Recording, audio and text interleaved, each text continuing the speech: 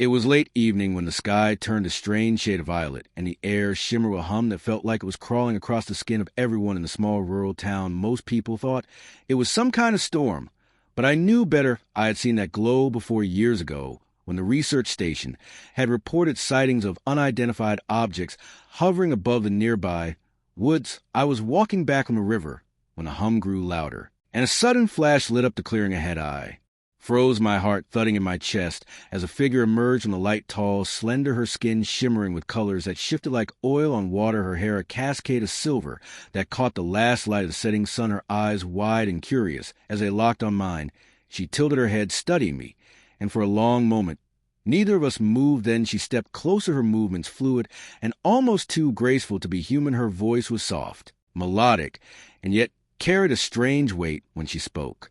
"You are human." Yes, her words were perfect, but her accent was like nothing I had ever heard. I nodded, unsure what to say. She smiled, faintly revealing teeth that were sharp yet not menacing. "I have been studying your species," she said, and then without hesitation she asked, "Is it true that to reproduce you join your bodies in a physical act?" I felt my face heat up, unsure if I had heard her right, but the seriousness in her gaze told me she was not joking. She took another step, closing the distance between us, and now I could see faint patterns across her skin, shifting with each breath like living tattoos.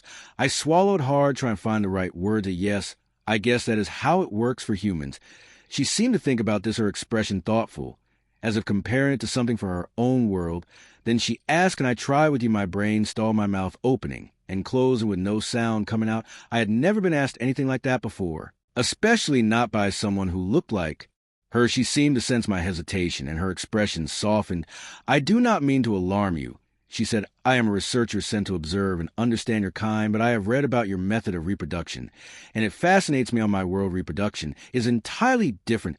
It involves the exchange of energy and thought, not physical touch. I cannot imagine the sensation of what you describe." Her curiosity was intense, almost childlike, and I found myself torn between disbelief and a strange pull toward her. She took another step, and now we were close enough that I could feel a faint warmth radiating from her skin. Her scent was unlike anything I had smelled before, sweet yet sharp like some alien flower.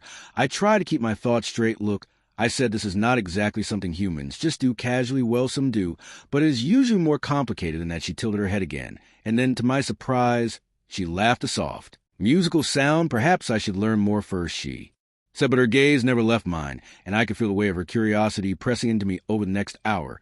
We talked sitting in the grass as the glow of her arrival slowly faded. She told me about her home, a world with floating cities and oceans that glowed at night, about creatures with wings like glass and storms that sang to the mountains. She told me her name, though it was long and filled with sounds I could not replicate, so she told me to call her Liz. I told her about Earth, about seasons and rivers and the way the wind smells before rain. She listened intently, asking questions about everything. Her fascination with human life was endless, but she always came back to one topic: reproduction. Each time her questions grew more direct, until I felt like my ears were on fire.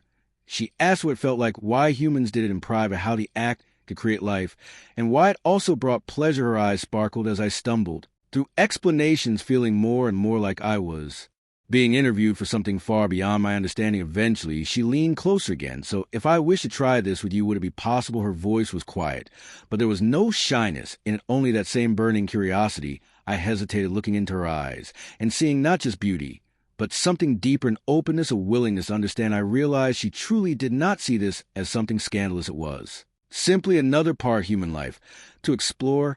I said, "It is possible, but it would mean something very different for me than for you." She considered that, and then nodded slowly. "I wish to understand," she said, and in that moment, I felt something shift inside me, like I had crossed an invisible line. The forest around us grew dark, and a hum of insects rising as the stars began to appear. She reached out her hand, her fingers long and delicate, and when I took it, I felt a pulse of warmth shoot up my arm. It was unlike any human touch, almost electric, yet gentle. She smiled, and I knew that whatever was about to happen would be unlike anything either of us had experienced. We stood, and she led me toward the place where her vessel had landed, a smooth silver shape, half hidden among the trees. Inside it was warm and filled with a faint golden light. The air smelled of something soothing, almost like honey and rain. She moved with purpose, her every gesture elegant, yet strangely deliberate, as if she was trying to mimic human movements. She touched my face, her fingers tracing my jaw With an almost reverent care, "I will be careful," she whispered, though her voice carried more certainty than doubt. She asked me to guide her to show her how humans share themselves in this way, and though my heart pounded with a mix of nerves and anticipation, I found myself agreeing. What followed was not rushed, it was exploration pure, and unfiltered, her touch hesitant at first, but quickly learning, mapping every reaction, I gave her every sigh and shiver she watched my expressions closely mirroring. The emotion she saw in my eyes, her own body responded in ways I could not have predicted, her skin's patterns shifting rapidly, her breath quickening with each new sensation. She whispered observations in her alien tongue, words I could not understand but felt in a way. She said them time lost all meaning in that golden-lit space, and by the end she rested her forehead against mine, smiling softly. "So this is how humans reproduce," she said, her tone more thoughtful than teasing, and I realized she had learned more than just a mechanics. She had learned connection after long silence. She asked if we could do it again, not as research, but because she liked it, and in that moment, I knew my life would never be the same. #*** for the story.